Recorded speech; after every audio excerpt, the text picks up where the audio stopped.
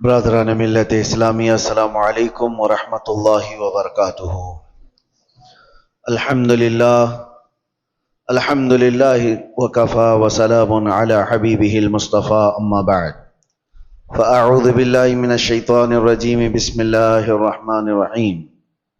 والذین اذا فعلوا فاحشة او ظلموا انفسهم ذکروا اللہ فاستغفروا لذنوبہم ومن يغفر الذنوب الا اللہ ولم يصروا على ما فعلوا وهم صدق اللہ مولانا العظیم۔ بارگاہ رسالت میں آپ صلی اللہ تعالی علیہ وسلم میں درود پاک کا ہدیہ پیش کریں۔ اللہم صلی علی سیدنا محمد معدن الجود والکرم وآلہ واصحابہ الکرام وابنہ الکریم وبارک وسلم صلاۃ دائمۃ سرمدا ابدا۔ اللہ عز و جل قرآن پاک میں فرماتا ہے، اور وہ جنہوں نے بے حیائی کا کوئی کام کر دیا، برائی کر دی، گناہ کیا یا اپنی جانوں پر ظلم کیا، والذین اذا فعلوا فاحشة او ظلموا انفسهم، پھر اس کے بعد اس سے توبہ کرنا چاہا، اس سے باز آنا چاہا، تو اس کی دو چیزیں اللہ تعالیٰ بیان فرماتا ہے۔ پہلی چیز یہ ہے کہ جس چیز کو چھوڑا ہے اس پر دوبارہ نہ جائے۔ دوسری چیز یہ ہے کہ اللہ کا ذکر کر کے اس سے توبہ اور استغفار کی جائے۔ تو اللہ تعالیٰ فرماتا ہے، پھر کون ہے جو بڑے گناہوں کو بخشتا ہے سوائے اللہ کے؟ اللہ معاف کرنے والا ہے، اللہ رحم کرنے والا ہے۔ انسان سے بے حیائیاں اور فواحشات ہو جاتی ہیں، خطاؤں کا مرکب ہے، لیکن بسا اوقات ایسا ہوتا ہے کہ یہ برائیاں اتنی بڑھ جاتی ہیں کہ انسان پھر انسان نہیں رہ جاتا، یہ جانوروں سے زیادہ ذلیل ہو جاتا ہے۔ اس کے اندر ایسی گھناؤنی حرکتیں آنے لگ جاتی ہیں کہ اس کو انسانیت کی تمیز بھی باقی نہیں رہ جاتی۔ وہ وقت آنے سے پہلے اپنے آپ کو، اپنے گھروں کو ہمیشہ سنبھال رکھو۔ انسان حیوان کا حصہ ہے، لیکن کبھی اس کے اوپر حیوانیت ایسی غالب آ جاتی ہے کہ اللہ کی پناہ، وہ جانوروں میں بھی وہ کام نہیں ہوتے جو انسان کر جاتا ہے۔ اور وہ کب ہوتا ہے؟ انسان اس مقام پر پہنچتا ہے جب وہ ایسی حرکتیں کر جاتا ہے جس سے جانور بھی شرمانے لگ جائیں۔ کون سی ایسی چیزیں جو انسان کو ایسا شیطان بناتی ہیں؟ میں چند تمہیدی کلمات آپ کے سامنے پہلے رکھتا ہوں۔ انسان کو اللہ تبارک و تعالیٰ نے عقل بھی دیا ہے اور شہوت بھی دیا ہے۔ عقل یہ صرف انسان کے پاس اتنی بڑی دولت ہے کہ دوسرے تمام حیوانات میں یہ چیز نہیں ہے۔ عقل کا مطلب صرف دماغ ہی نہیں ہوتا، عقل کا مطلب صحیح اور غلط کو پہچاننے کی تمیز، اور شہوت جس سے انسان کو برائیوں کی خواہشات ہوتی ہیں۔ جانوروں میں شہوت رکھی گئی ہے، عقل نہیں، اور فرشتوں میں عقل ہے، شہوت نہیں، اور انسان میں دونوں چیزیں ہیں، عقل بھی ہے، شہوت بھی ہے۔ اسی لیے فرمایا گیا کہ کوئی انسان اپنی شہوت ہوتے ہوئے بھی، شہوت اس کے پاس ہے پھر بھی بچ رہا ہے، تو وہ فرشتوں سے افضل انسان ہے۔ اس لیے کہ فرشتے گناہوں سے اس لیے بچے ہیں کہ ان کو شہوت ہی نہیں، گناہ کرنے کی سوچ ہی ان کے پاس نہیں۔ اور انسان اگر اپنے آپ کو بچاتا ہے تو فرشتوں سے افضل ہے۔ لیکن ساتھ میں یہ بھی بتایا گیا کہ عقل ہونے کے باوجود انسان برائیوں سے نہیں بچتا تو پھر وہ غلیظ جانوروں سے بھی زیادہ بدتر ہے۔ جانور اس لیے نہیں بچ پاتا کہ اسے صحیح اور غلط کی تمیز نہیں ہے۔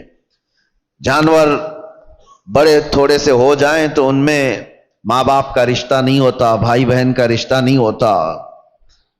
بچے بڑے ہو جانے کے بعد وہ ماں سے، بہنوں سے ایسا کوئی رشتہ نہیں ہے جس کے ہاں حدود ہیں۔ اس لیے جانوروں کے ہاں وہ کوئی بات ہی نہیں رہ جاتی۔ لیکن انسان کو اللہ تعالیٰ نے عقل دیا ہے تمیز دیا ہے اور حدود بیان کیا ہے. اگر وہ عقل کا استعمال نہ کرتے ہوئے ان بے حیائیوں میں اپنے آپ کو مبتلا کرتا ہے تو وہ جانور سے زیادہ ذلیل ہے. اب ہمیں خود کو معلوم کر لینا چاہیے کہ ہم کون سی کیٹیگری میں آتے ہیں. شہوت کے غلام ہیں یا پھر عقل کا استعمال کر کے گناہوں سے بچنے والے لوگ. مجھے بڑی تکلیف ہو رہی ہے. میں تو سفر میں تھا, آج اتفاقاً آپ کے ہاں حاضر آ گیا, لیکن کیا یہ ہاشمی مسجد کے جمعہ کا منظر ہے جو 1:30 بجے 2 صف بھی نہ ہوتی ہو؟ کیا یہ وہی مسجد ہے جہاں پر 12:30 بجے قدم رکھنے کی جگہ نہ ہوتی ہو؟ کیا ہو گیا ہے لوگوں کو؟ کس وجہ سے مسجدوں سے دوری؟ صرف یہ ایک مسجد میرے سامنے ہے, باقی کے حالات اور بھی گرے ہوئے ہیں. خصوصاً ہمارے شہر کے متعلق جب میرے پاس باتیں آئیں تو دل دکھتا ہے. نوجوانوں کی ایک بہت بڑی جماعت آج ایسی عیاشیوں میں مبتلا ہے. اللہ کی پناہ, اللہ کی پناہ. میں نے وہ چیزیں باہر پوش علاقوں میں نہیں سنا تھا جو یہاں سننے کو مل رہی ہیں. کیا مسلمانوں میں ایسا کوئی مقدمہ ہو سکتا ہے کہ بھائیوں نے مل کر کے اپنی بہن سے زنا کیا ہو؟ یہ معاملات یہاں پر موجود ہیں, پائے جا رہے ہیں. کلیجہ منہ کو آتا ہے بیان کرنے میں. کون سی قوم میں آ گئے؟ کیا یہ رسول اللہ صلی اللہ تعالی علیہ وسلم کی وہ امت ہے جس کو قرآن نے خیر امت کہا تھا؟ کیا وہ نوجوان ہیں؟ ہمارے جو علاقے یہاں پر میجورٹی کے ہیں, پولیس کے ڈپارٹمنٹ کے اور دوسری جگہوں پر وہ مذاق کی جگہ بنے ہوئے ہیں. اگر ان علاقوں کا نام لے لو تو لوگ شرماتے ہیں.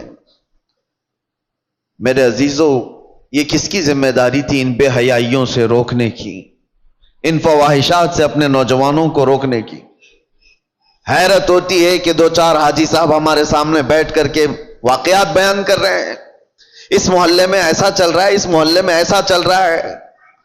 دل پر چھریاں چلتی ہیں اور افسوس آپ کے اوپر ہوتا ہے. آپ ان سب کو تماشا سمجھ کر کے بیان کر رہے ہو. امت لٹ رہی ہے اور آپ کہانیاں بیان کر رہے ہو. تمہارے گھر سے تمہاری بیٹی اور تمہارے بیٹے کے ساتھ یہ تمام حرکتیں ہوتی ہوں تو کیا محلے میں اسی طرح چرچے کرتے ہوئے بیان کرو گے؟ ذمہ داری کس کی تھی یہ؟ اور میں اکثر یہاں پر کہا کرتا تھا جب یہاں موجود تھا کہ ایک بہت بڑی نعمت ہے ہمارے ان علاقوں میں کہ آج بھی ہماری مسجدوں میں یہ جماعت کا جو سسٹم ہے, متولی ہونا, اراکین ہونا, جماعت کا ان کا جو ہولڈ ہے وہ دوسرے علاقوں میں آپ کو نہیں ملے گا. آپ جاؤ شمال ہند میں, دوسرے علاقوں میں, کوئی ایسی مضبوطی نہیں نظر آتی ہے کہ مسجد کی کوئی کمیٹی پورے محلے کو سنبھال سکتی ہو, ان کے مسائل کا حل کرتی ہو. یہ سب سسٹم دوسری جگہ نہیں ہے, یہ تمہارے پاس موجود ہے. لیکن یہ جماعتوں کے اراکین جو بھی مسجدوں کے بن گئے, انہوں نے اپنی ذمہ داریاں فراموش کر دی.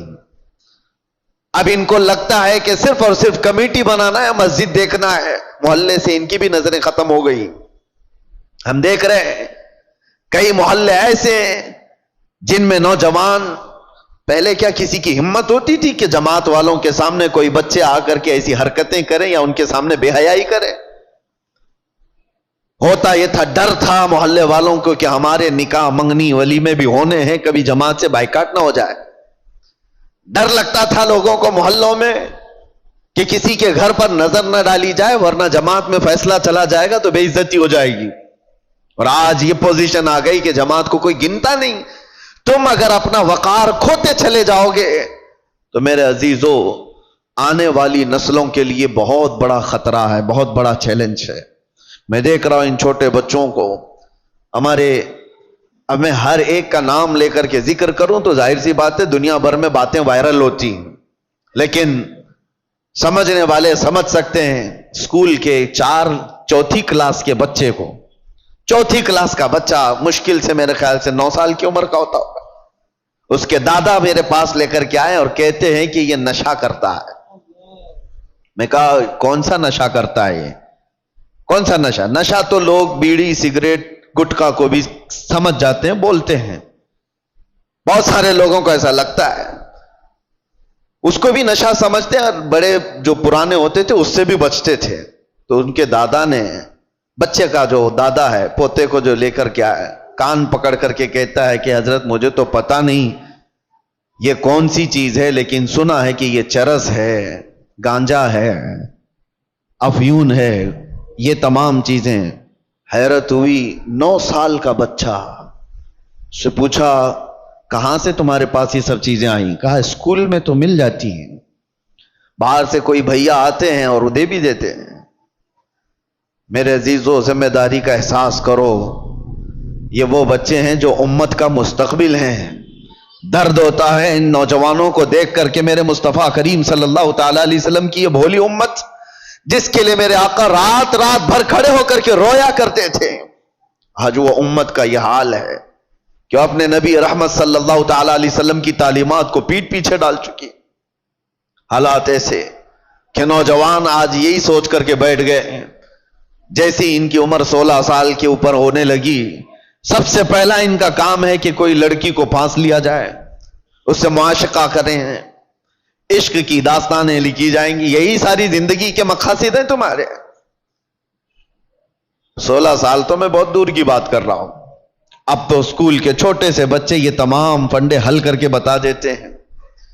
फेसबुक, इंस्टा, ये तमाम चीजें छोटे छोटे बच्चों के हाथों में मौजूद है, और वो पुराने जमाने के बूढ़ों से ज्यादा जानते हैं।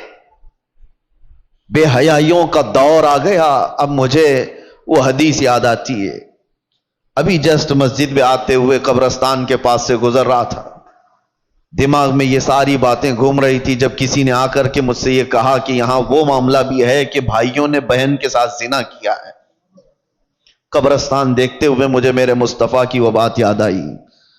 अल्लाह के नबी सल्लल्लाहु ताला अलैहि वसल्लम ने इरशाद फरमाया था, एक दौर तुम पर ऐसा आएगा कि तुम कब्रिस्तान के पास से गुजरोगे तो तुम्हें यह ख्याल आएगा काश मैं उसमें होता तो ज्यादा अच्छा होता, क्योंकि जो जा चुके, जो दफन हो चुके, वो बहुत सारे फितनों से महफूज हो गए हैं। हमारा हाल है अभी मुकाबले का, हमें ये चैलेंजेस का मुकाबला करना है। गुनाहों का ऐसा दौर दौरा है, किससे कहा जाए। कभी इस बात का भी डर लगता है कि पूरी जमातें उम्मते मुस्लिमा को अपने टारगेट पर रखी हुई हैं। तुम्हें क्या नहीं पता, आज नहीं देखते हो कि उस सुबह से शाम तक सोशल मीडिया भरा हुआ दिखता है, इस्लाम को गालियां देने वालों की एक अंबार है। नबी पाक सल्लल्लाहु ताला अलैहि वसल्लम पर निशाने नहीं बनाए जाते। आज टीवी खोलो, किसी चैनल को देखो तो इस्लाम का मजाक उड़ाने वाले कुत्ते बैठे हुए होते हैं, भौंक रहे होते हैं। कुरान की आयतों पर डिस्कशन चल रहा है, अजान को लेकर मसाइल उठाए जा रहे हैं, कलमे पर बात आ गई, तुम्हें सब पता है। और इन हालात में जब घर को आग लगी हुई है, नौजवान बच्चे अय्याशियों में मुब्तला है, ये लड़कियों को फंसाने में मुब्तला है, फेसबुक चैट करते हुए पूरी रातें गुजारने में मसरूफ हैं। और इन हालात का कौन जिम्मेदार है? मेरे अजीजों, सिर्फ हमारी तकरीरें नहीं, उम्मत का अपना अपना हिस्सा उसे अदा करना होगा। जो जिस चीज का जिम्मेदार है वो जिम्मेदारी नहीं अदा करेगा तो कयामत के दिन सवाल होगा, कुल्लुकुम राइन व कुल्लुकुम मसऊलुन अन रिअयतिही। मेरे आका ने फरमाया, तुम में से हर एक निगहबान है अपने नीचे वालों का। कयामत के दिन तुमसे सवाल होगा, तुम्हारे नीचे वाले बिगड़े क्यों थे? तुमसे जो मातेहत थे वो बिगड़े क्यों थे? बाप से उसके औलाद के बारे में पूछा जाएगा, उस्ताद से उसके शागिर्दों के बारे में पूछा जाएगा, मोहल्ले के बड़े जिम्मेदार से उसके मोहल्ले वालों के बारे में पूछा जाएगा, तुम्हारे ये आसपास रहने वाले बिगड़े क्यों थे? यहां जिम्मेदारी का एहसास करो। अब तो यह भी डर लगने लगा, पहले का वो सुनहरा माहौल था, हम किसी मोहल्ले से गुजरते थे तो इस्लाह करने वालों की एक बड़ी जमात नजर आती थी, नमाज जाने वालों की एक बड़ी जमात नजर आती थी, टोपियों वाले, नए नए नौजवान दाढ़ियों वाले भी नजर आते थे। आज खाल खाल है। हो सकता है मेरी ये बातें कुछ को लोगों को बुरी लग रही होंगी। तबलीग करने वाले बहुत सारे मुबल्लिगीन भी बनते थे, اپنوں میں سے ہی تو بنتے تھے مبلغین، وہ کہاں چلے گئے؟ انہوں نے بھی اپنا سیف زون بنا لیا کہ ہم اپنے حلقے میں رہیں گے، باقی دنیا جائے بھاڑ میں، مر رہی ہے قوم تو جائے، اس کو کون دیکھے۔ وہ اصلاح کا شعبہ بھی چھوڑ دیا گیا ہے، اور اب تو اصلاح کرنے والے ہمارے محلے سے بھی نہیں گزر رہے ہیں۔ اب سنو حدیث، میرے آقا صلی اللہ علیہ وسلم نے فرمایا تھا، اسی زمانے کے لیے شاید، حضور فرماتے ہیں ایک وقت ایسا بھی آئے گا کہ جو اصلاح کی بات کرے گا، جو ایمان کی بات کرے گا، لوگ اس کو اتنی تعجب سے دیکھیں گے جیسے چور کو دیکھا جاتا ہے۔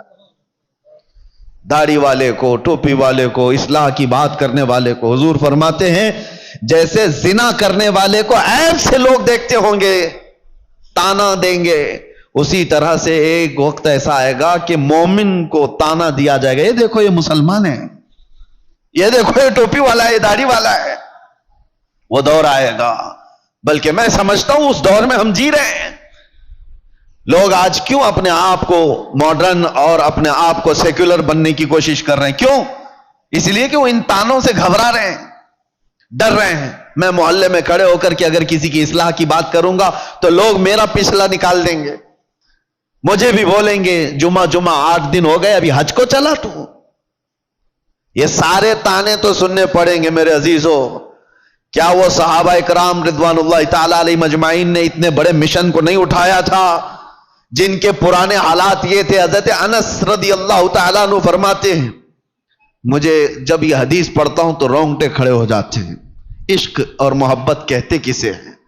حضرت انس کہتے ہیں شراب ابھی حرام نہیں ہوئی تھی، مدینے میں لوگ شراب پیتے تھے، سب دھیرے دھیرے شراب حرام کی گئی ہے۔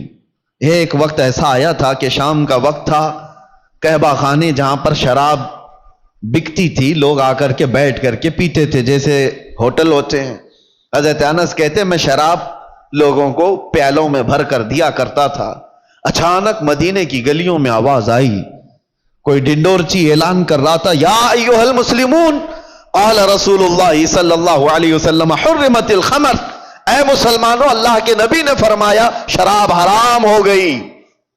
اعلان کانوں میں سنا، حضرت انس کہتے ہیں میرے ہاتھ سے پیالی گر گئی۔ 50 سال 60 سال پرانی شراب وہ لوگ جمع کر کے رکھتے تھے، ایسے نہیں نئی نئی شراب، 50 سال پرانی مٹکوں میں جمع کی ہوئی شراب ہوتی تھی ان کی پینے والی، اس پہ فخر کرتے تھے۔ حضرت انس کہتے ہیں میں نے تو پیالی چھوٹ گئی، لوگ جو بیٹھے ہوئے تھے کوئی اپنے منہ سے لبوں تک لگایا ہوا تھا وہیں سے اس نے پٹک دیا، آواز آئی وہیں سے پھینک دیا کہ اللہ کے نبی نے فرمایا حرام ہو گئی، پٹک دیا۔ میں سوچتا ہوں کبھی پڑھتا ہوں تو رونگٹے کھڑے ہوتے ہیں، کیا صحابہ میں یہ فرما برداری کا جذبہ تھا؟ ان کے کانوں میں صرف بات پڑی، وہ بھی ڈائریکٹ رسول اللہ کی نہیں، کوئی اعلان کرنے والا بیان کر رہا ہے۔ وہ یہ سوچ تو سکتے تھے کہ ابھی قانون آیا ہے، امپلیمنٹ ہونے میں ٹائم لگ سکتا ہے، آج کا تو پی لیں، کل جا کر کے حضور سے بات کر لیں گے کہ صحیح میں حرام ہوئی ہے نہیں، کنفرمیشن کے بعد چھوڑ دیں گے۔ نہیں، صرف کسی ایک مسلمان کی آواز آئی کہ اللہ کے نبی نے فرمایا، وہ صحابہ نے توڑ دیا مٹکے، 50 سال پرانے۔ حضرت انس کہتے رات ہوتے ہوتے مدینے کی ساری نالیاں شراب سے بہ رہی تھی، جن کے ہاں جو جو جمع رکھا تھا سب اٹھا کر کے پھینک دیا۔ یہ امت تھی میرے مصطفیٰ کی، یہ وہ صحابہ کی فرمانبرداری تھی۔ اس کو کہتے ہیں عشق، اس کو کہتے ہیں محبت۔ کانوں میں بات پڑ جائے اپنے آقا کی تو چھوڑ دے بندہ اس چیز کو۔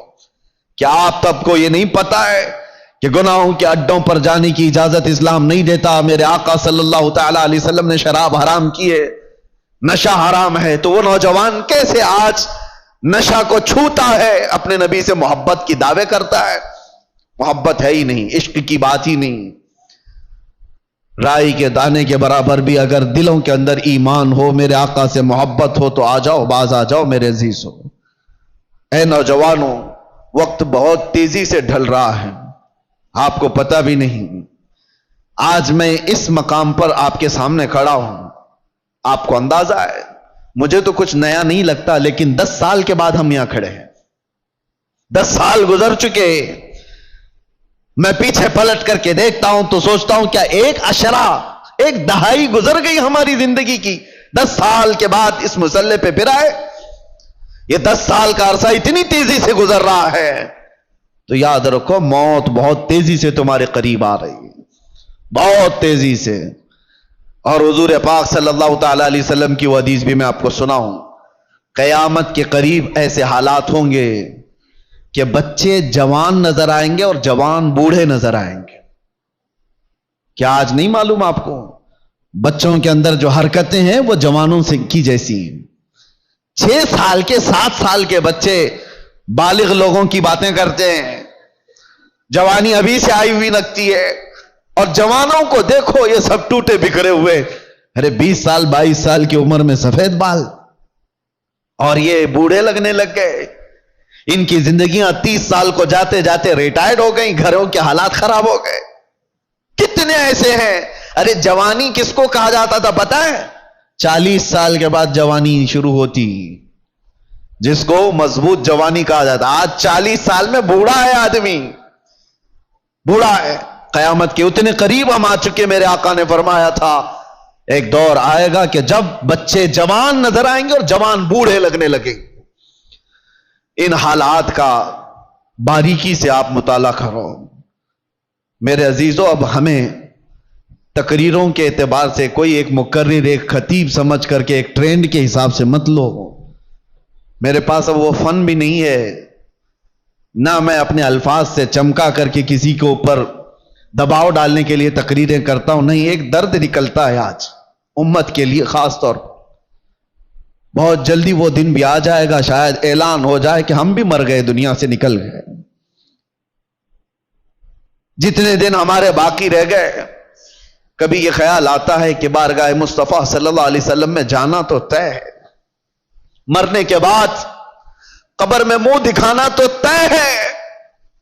اگر وہ نبی پاک صلی اللہ تعالی علیہ وسلم ہم سے پوچھیں کیا تو اس جگہ سے آ رہا ہے جہاں سے صبح سے شام تک مجھ کو گالیاں دی جاتی تھی؟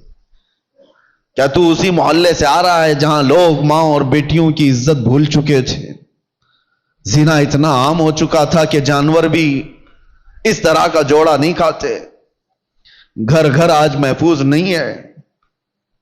لوگ بیٹھ رہے ہیں آج ہمارے پاس آ کر کے حیرت ہوتی ہے کہ زنا کے معاملات کو حل کرنے کے لیے بیٹھتے ہیں تو رونگٹے کھڑے ہوتے ہیں، کلیجہ منہ کو آتا ہے. باپ بیٹی کو لے کر بیٹھا ہے، دوسرا باپ بیٹے کو لے کر کے بیٹھا ہے.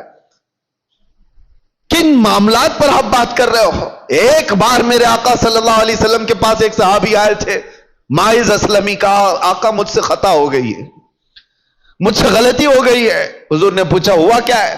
کہا بتا نہیں سکتا، بہت تکلیف کی بات ہے. حضور نے فرمایا بتاؤ تو تمہارا علاج کیا جا سکے. انہوں نے کہا زنا ہو گیا ہے، مجھ سے زنا ہوا. حضور نے اپنا چہرہ پھیر لیا، چہرہ سرخ تھا میرے آقا کا، لال ہو گیا. کہا جاؤ تم. وہ صحابی دھاڑے مار کر کے رونے لگ گئے. تجھ سے جو منہ چھپاؤں تو کروں کس کے سامنے؟ میں جاؤں تو پھر کہاں جاؤں؟ نبی پاک صلی اللہ تعالی علیہ وسلم نے ان کو کھڑا کر کے پوچھا ہوش میں کہہ رہے ہو؟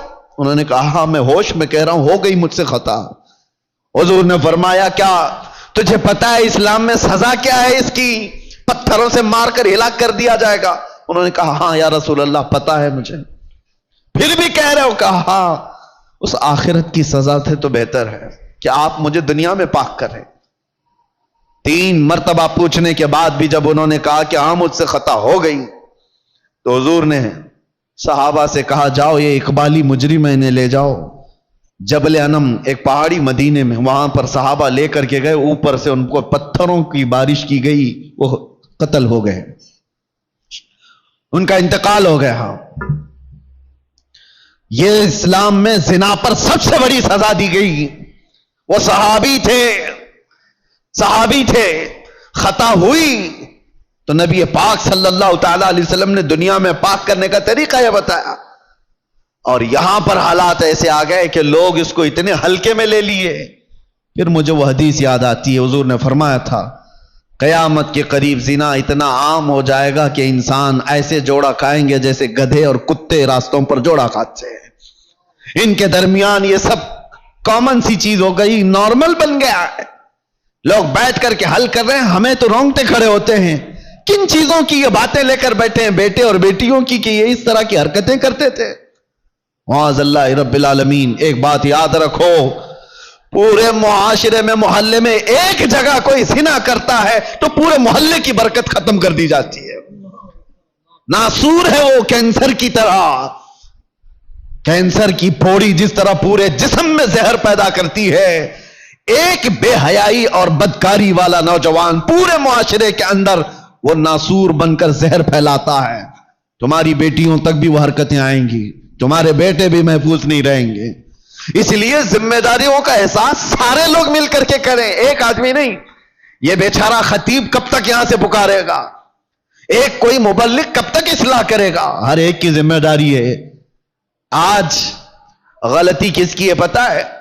پورے محلے میں 5% یا 10% جواری ہوتے ہیں. 5% سے بھی کم ہوتے ہیں جواری اور سود خور یا شرابی یا زانی. اکثریت تو اچھے لوگوں کی ہوتی ہے، لیکن وہ اچھے لوگ اتنے بھیانک ہوتے ہیں. یاد رکھنا، ان 5 کو جنہوں نے کھلی چھوٹ دی تھی، یہ 95 لوگوں کی بھی وہی سزا ہوگی جو اس جواری کی سزا ہوگی. کیونکہ معاشرے کو برباد کرنے میں ان 5 لوگوں کا ہاتھ کم تھا، خاموش رہنے والوں کا ہاتھ زیادہ تھا. یہ سپورٹر تھے، گناہ دیکھ کر کے ہنستے ہوئے چلے جاتے تھے. میرے گھر میں تھوڑی نہ ہو رہا ہے، فلاں کا بچہ بگڑا ہوا ہے، میں تو سنبھال لوں گا اپنا گھر. میاں آگ لگی ہے، تم کیا سنبھال لو گے؟ تمہارے بھی گھر کے دروازے لکڑی کے ہیں، تمہارے بھی گھر کی کھڑکیاں لکڑی کی ہیں. وہ آگ کے شعلے جب نکل کر کے آئیں گے تمہارے دروازے بھی جلائیں گے. یہی حال ہے آج ہمارے گھروں میں. تمہاری بیٹیاں بھی ہیں یا نہیں؟ تمہارے اپنے بیٹے ہیں یا نہیں؟ دوسرے کا بیٹا بگڑ گیا، دوسرے کی بیٹی بگڑ گئی تو آپ ہنس کر تماشا دیکھ رہے ہو کہ فلاں نشہ کر رہا ہے. پہلے حال یہ تھے کہ ہماری جماعت کے لوگ کہیں بیٹھے ہوتے تھے تو آوارہ لوگ ان کے سامنے سے گزرنے میں بھی ڈرتے تھے. گزرنے میں انہیں ڈر لگتا تھا کہ بڑے لوگ بیٹھے ہوئے ہیں. آج وہ وقار ختم کیوں ہوتا گیا؟ اپنی ذمہ داری کا احساس جب بندہ ختم کر لیتا ہے تو اقبال نے یہ بہت پہلے کہا تھا، قوت فکر و عمل پہلے فنا ہو جاتی ہے تب کسی قوم کی شوکت پہ زوال آتا ہے. سوچنے سمجھنے کی صلاحیت پہلے یہ ختم ہو جاتی ہے تب جا کر کے قوم کے اندر بدکاریاں پھیل جاتی ہیں، یہ زبوں حالی کا شکار ہوتی ہے. آج قوم کے اندر جو معاملات ہیں ہم گرے ہوئے اس لیے ہیں کہ ہم اپنی ذمہ داریاں نہیں سنبھالنا چاہتے. اب ظاہر سی بات ہے، ایک آدمی بولے گا تو اس کو پکڑ کر کے لے جائیں گے، بند کر دیں گے. دوسرا اٹھے گا اس کو پکڑ کر بند کریں گے اور سارے لوگ تماشا دیکھتے رہیں گے. یہ سوچیں گے نہیں یہ نہیں کرنا ہے، بولنا نہیں ہے. میں سمجھتا ہوں اس طرح کی بزدلی سے تم کتنے سال جی سکتے ہو؟ چپ چپ رہ کر کے برائیوں کے بارے میں نہیں بولو گے، کمپرومائز کر کے جیو گے، کب تک رہو گے؟ موت تو آنی ہے. تو جب مرنا ہی ہے تو گیدڑ کی 100 سالہ زندگی سے شیر کی 1 دن کی زندگی بہتر ہے. حق بات کرو، لوگوں کی اصلاح کرو اور دنیا سے عزت کے ساتھ جاؤ. اور ایک بات اے نوجوانوں، دنیا کے تمام معاملات میں 100 سال کی زندگی میں وہ عزت نہیں پاؤ گے جو دامن مصطفیٰ میں 1 منٹ میں عزت مل جاتی ہے. میرے آقا کے قدموں سے لپٹ کر 1 منٹ کی جو زندگی تمہیں عزت دیتی ہے وہ دنیا داروں کی 100 سال کی نوکری تمہیں عزت نہیں دے سکتی.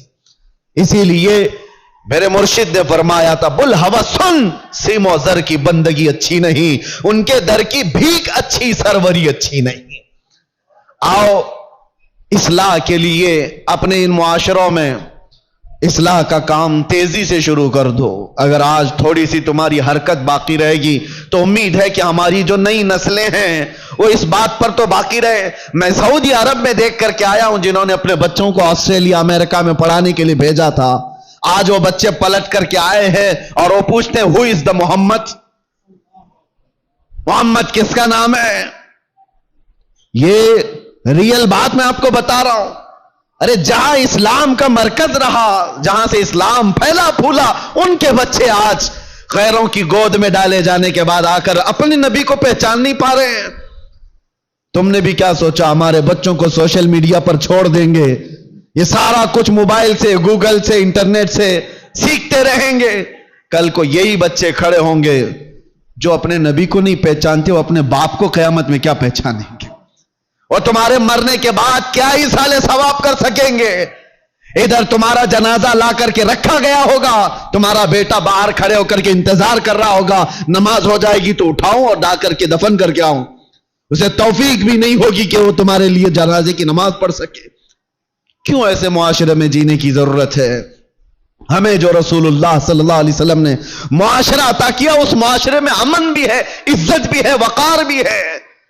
آؤ واپس سے پھر اس ماحول کو بنانے میں آپ سب سترک ہو جاؤ، متحرک ہو جاؤ۔ ہر محلے کے نوجوانوں سے میں گزارش کروں گا، تم 5 ہی صحیح 10 ہی صحیح کھڑے ہو جاؤ ذمہ داری لے کر کے، کہ ہم اپنے محلے میں بے حیائیاں نہیں ہونے دیں گے۔ انقلاب آئے گا میرے عزیزو۔ تم یہ مت سوچنا کہ ہم 5 اور 10 لوگوں سے کیا ہوگا، تم اپنی طاقت پر کبھی مت جانا، اس لیے کہ وہ رب العالمین ارحم الراحمین، اس کی طاقت کا تمہیں اندازہ بھی نہیں ہے، اس کی طاقت کا اندازہ نہیں ہے۔ آج سے 5 سال پہلے ہبلی کی ایک مسجد سے 50 لوگوں کے بیچ میں نے ایک پاکھنڈی کو اعلان کیا تھا، آپ کو پتا ہوگا۔ ہم نے یہاں سے موبائلے کا چیلنج کیا کیا تھا؟ یہ رب العالمین کا کرم ہے کہ پوری دنیا کے خطے خطے میں وہ آواز پہنچائی گئی، جس کو پہنچنا تھا اس کو بھی پہنچی۔ تو کبھی یہ مت سوچنا کہ میرے ایک کے چاہنے سے کیا ہوگا، بہت کچھ ہوتا ہے۔ آواز اٹھا کر کے تو دیکھو، اصلاح کے لیے کھڑے ہو کر کے تو دیکھو۔ بازو ہمارے کمزور ہیں، رب العالمین کی طاقت کمزور نہیں ہے۔ تم اگر کھڑے ہو گئے اصلاح کے لیے تو اللہ تعالیٰ غیب سے اسباب پیدا فرمائے گا۔ ایک نہیں مانے گا، 2 نہیں مانیں گے، ہو سکتا ہے کوئی تو جیالا ہوگا جو تمہاری دعوت پر لبیک کہے گا۔ تم اپنے گھر کی دعوت تھوڑی نہ دے رہے ہو۔ اگر 5 نوجوان کھڑے ہو گئے ہر محلے سے اور وہ دوسرے بچوں کی اصلاح کے لیے کوشش کرتے رہے، خدارا کبھی یہ مت کہنا کہ ہماری ٹیم میں آ جاؤ، ہماری ٹیم میں آ جاؤ، ہماری تنظیم میں آ جاؤ۔ ایک بات میں بتاتا ہوں، اس امت کی ایک رگ کو میں جانتا ہوں، یہ جتنی بھی بگڑی ہوئی ہو، باپ کا واسطہ، ماں کا واسطہ، استاد کا واسطہ، پیر کا واسطہ، ہو سکتا ہے ناکام ہو جائے۔ بگڑے ہوئے نوجوان کو ایک بار آمینہ کے لال کا واسطہ دے کر کے دیکھو، ایک بار میرے مصطفیٰ کے نام کا واسطہ دے کر کے دیکھو، اللہ تبارک و تعالیٰ اس کے ذہن و دماغ میں محبت پیدا کر ہی دے گا۔ یہ بگڑا ہوا ہے لیکن آج بھی اپنے نبی سے محبت رکھتا ہے، اور اسی محبت کا واسطہ دے کر کے اصلاح کا کام کرو۔ ورنہ آج جو میں سن کر کے آیا ہوں، کھڑے ہونے کی ہمت بھی نہیں تھی، اتنی دیر میں بول لیا، کھڑے ہونے کی ہمت نہیں تھی۔ بتاؤ میرے عزیزو، جس کے علاقے میں آ کر کے اس کو یہ خبر دے دی جائے کہ آپ کے علاقے میں بھائی بہن سے زنا کر رہا ہے، اسے بولنے کی کیا جرأت ہوگی، اسے کھڑے ہونے کی کیا طاقت ہوگی؟ دل دکھتا ہے۔ امت مصطفیٰ صلی اللہ تعالی علیہ وسلم اس پوزیشن پر آ گئی کہ ہم غیروں میں بھی یہ بات نہیں سن پاتے، غیروں میں یہ بات نہیں سن پاتے، مسلمانوں کے گھروں میں یہ چیز ہو سکتی ہے۔ اس لیے آج میرا یہ پیغام ہے، اگر سارے لوگ ذمہ داریوں کا احساس نہ کریں گے تو کل کو پکڑ ہماری بھی اور تمہاری بھی ہوگی۔ جماعت کے اراکین، اپنی ذمہ داریوں سے بھاگو مت۔ اللہ نے تمہیں کسی خاص مقصد کے لیے اس مسجد کی خدمت عطا کی ہے، ہر مسجد کے لیے کہہ رہا ہوں، اسی مسجد کی بات نہیں۔ تم اپنا کھویا ہوا وقار اٹھاؤ، سنبھالو۔ 2-4 لوگ تمہارے ان فیصلوں کے خلاف ہو جائیں گے، کوئی پرواہ نہ کرو۔ تم اگر اس زمام کو مضبوطی سے پکڑ لو گے کہ معاشرے میں ان بے حیائیوں اور گندگیوں کو ہم ہونے نہیں دیں گے، تو ہو سکتا ہے 2-4 لوگ مخالف ہوں گے، لیکن دیکھنا اللہ تعالیٰ تمہاری غیب سے مدد کے لیے فرشتوں کو اتارے گا کہ امت مصطفیٰ کی اصلاح کے لیے بیٹھا ہوا ہے۔ دنیا کوستی ہے تو کوسے، لیکن آپ اپنی ذمہ داری پوری کرو۔ کوئی بچہ بگڑتا ہے تو معاشرے کے ذمہ دار اراکین جماعت اس کا بہت باریکی سے جائزہ لے اور اس پر پکڑ بنا ہے، ورنہ ہاتھ سے نکل جانے کے بعد پھر اصلاح نہیں ہوتی۔ اللہ تبارک و تعالی ہم کو خیر امت میں جس طرح سے رکھا ہے، ہمیشہ خیر امت کے اس لقب کو سنبھالنے کی توفیق عطا فرمائے۔ رب تبارک و تعالی ہمارے اس بگڑے ہوئے معاشرے کو پھر سے اصلاح کی توفیق عطا فرمائے۔ یا رب العالمین، یا اکرم الاکرمین، تیرے دربار میں عاجزانہ فقیرانہ التجا ہے کہ مولا ہم ویسے ہی بغیر کسی قیادت کے بھٹکے ہوئے ہیں۔ اے اللہ، ہم کسی کے ساتھ کوئی بغیر مرکزیت کے آوارہ ہے۔ اے اللہ، تو بھی ہمیں تنہا نہ چھوڑ دے۔ تیرے نبی کا واسطہ مولا، اس امت کو اس یتیمی کے حالت میں تنہا نہ چھوڑ، ہمارے معاشرے میں غیب سے اصلاح کرنے والوں کی جماعت پیدا فرما۔ اے اللہ، علماء صالحین کو ہمارے درمیان پیدا فرما، ہماری قوم کو اور ہمارے بچوں کو تیرے حبیب پاک کا سچا شہدائی بنا دے۔ اے اللہ، اے کریم خدا، جن بے حیائیوں اور برائیوں سے ہمارا کلیجہ منہ کو آتا ہے، ان بے حیائیوں اور برائیوں سے ہمارے گھروں کے دروازوں کی حفاظت فرما۔ یہ بے حیائی ہمارے گھر کے دروازوں پر دستک نہ دے، ہماری اولاد، ہماری بہنیں، ہماری مائیں، سب کی عزتوں کی حفاظت فرما۔ مولا، آخری دم تک تیرے نبی پاک کے غلاموں میں ہمارا شمار فرما، اور مریں تو تیرے نبی کی محبت میں دنیا سے جائیں، خاتمہ بالخیر عطا فرما۔ وصلی اللہ تعالی علی خیر خلقی محمد وآلہ وصحبہ اجمعین، وآخر دعوانا الحمدللہ رب العالمین۔ السلام علیکم۔